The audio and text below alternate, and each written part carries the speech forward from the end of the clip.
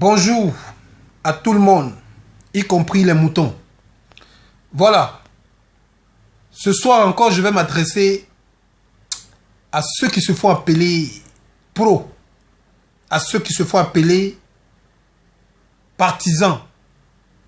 Je dis vous là, est-ce que dans votre tête là, il y a une clé? Est-ce que ici là, ça marche? Je ne sais pas si vous réfléchissez du bas vers le haut ou du haut vers le bas.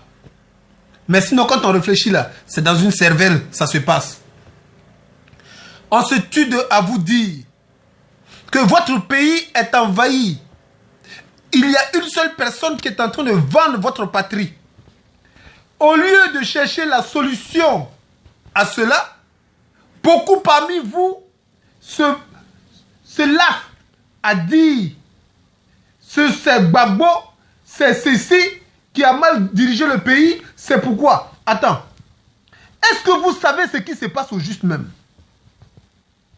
Votre pays est pris en otage.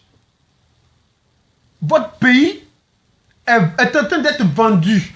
Et vous, au lieu de penser comment faire pour s'en sortir, ce que vous avez dans la tête, c'est FPI, c'est PDCI, c'est RDR. C'est ça que vous avez dans la tête.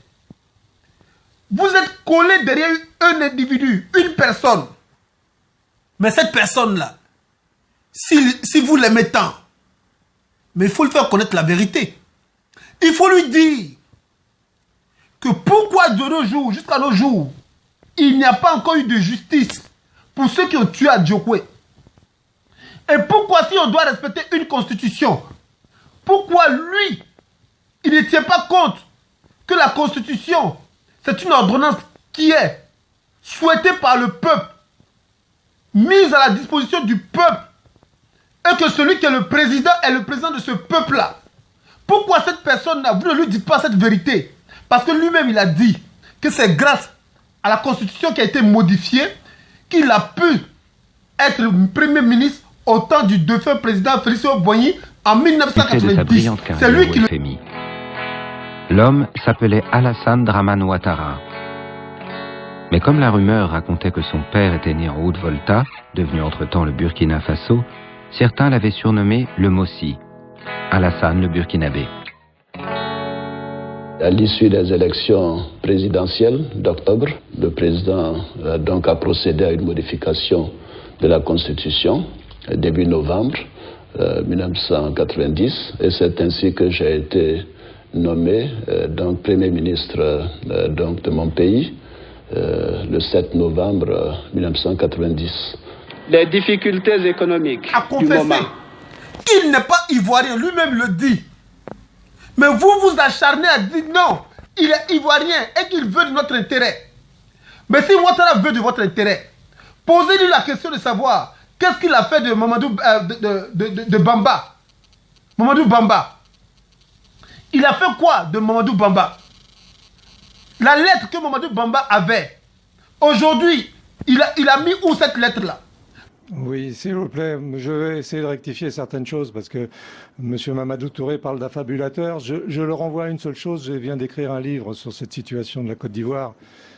J'explique largement tout le problème de ce transfert à la CPI, y compris la lettre qui avait été écrite par le ministre des Affaires étrangères de l'époque, Mamadou Bamba, qui est malheureusement décédé aujourd'hui, et les conditions dans lesquelles on a voulu instrumentaliser cette lettre qui était à l'époque une autorisation de Laurent Gbagbo pour que la Cour pénale vienne instruire sur les massacres perpétrés par les rebelles, en particulier à Bouaké et à Korogo, et qui est resté lettre morte. Donc on s'est servi ensuite de ce document. Lui, Alassane Dramane Ouattara, il sait ce qu'il a fait de cette lettre. Il connaît. C'est pourquoi il a fallu qu'on le tue. On tue Mamadou Bamba. Mamadou Bamba là, c'est un BT. Mamadou Bamba là, c'est un sudiste. Il est nordiste. Bala Keïta qui a été tué au Burkina Faso. Pourquoi Alassane Ouattara ne pose pas la question à Blaise Compaoré?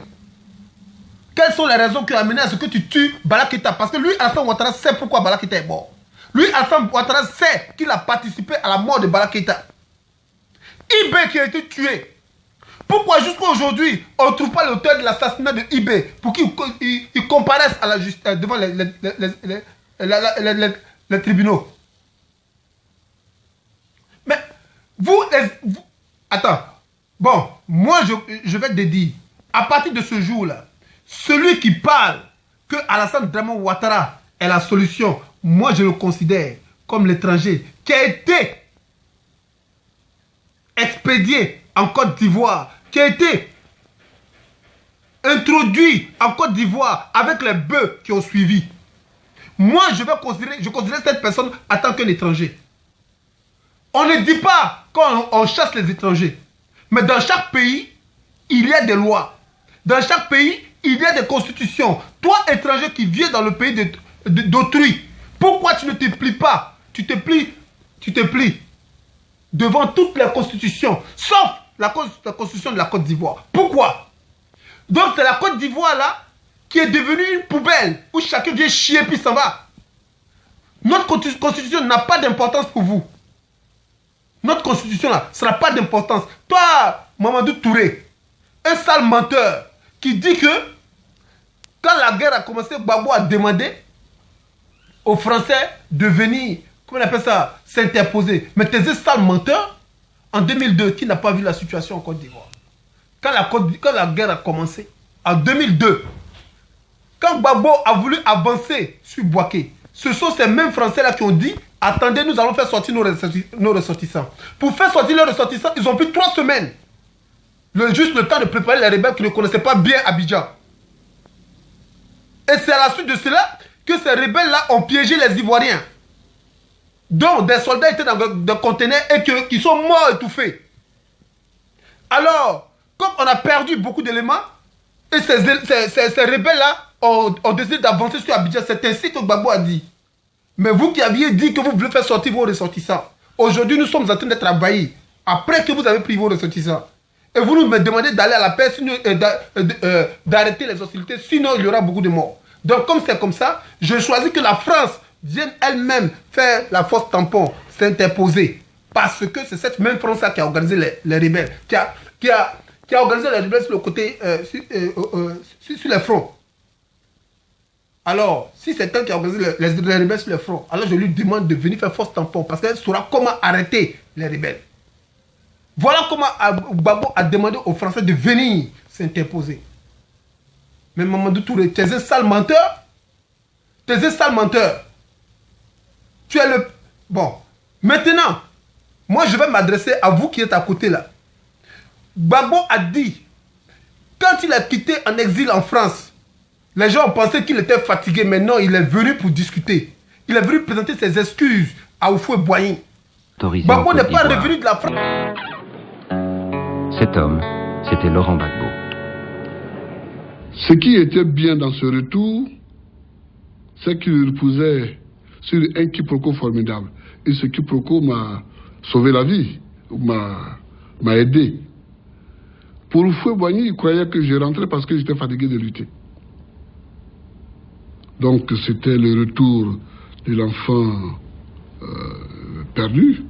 Je suis resté assez longtemps en exil, je suis revenu.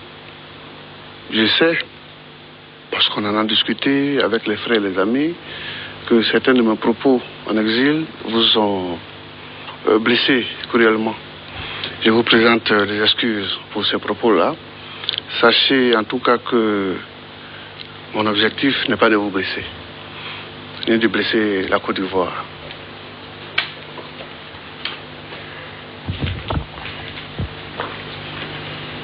Nous parlons avec beaucoup d'images dans ma petite région.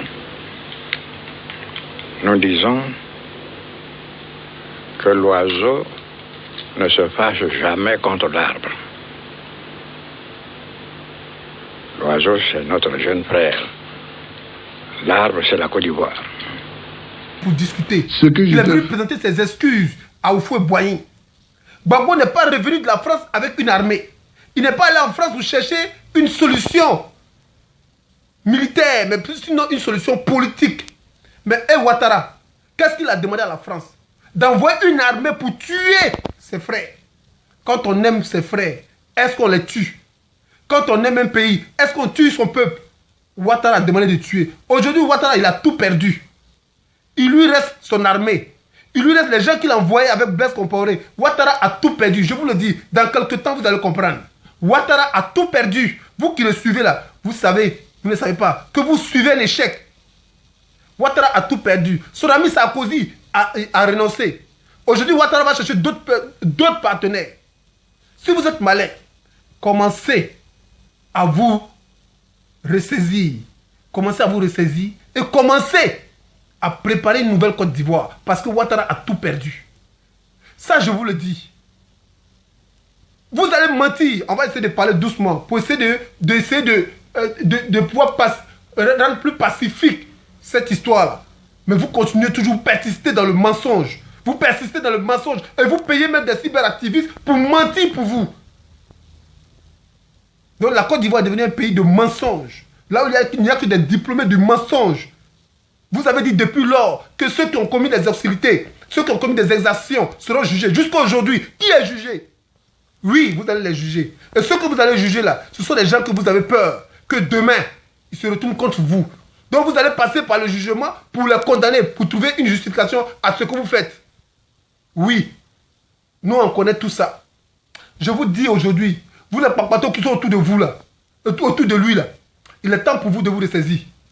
Il est temps pour vous. Ouattara a tout perdu. Je vous dis, je vous informe que Ouattara est tout seul maintenant. Il va vous embarquer.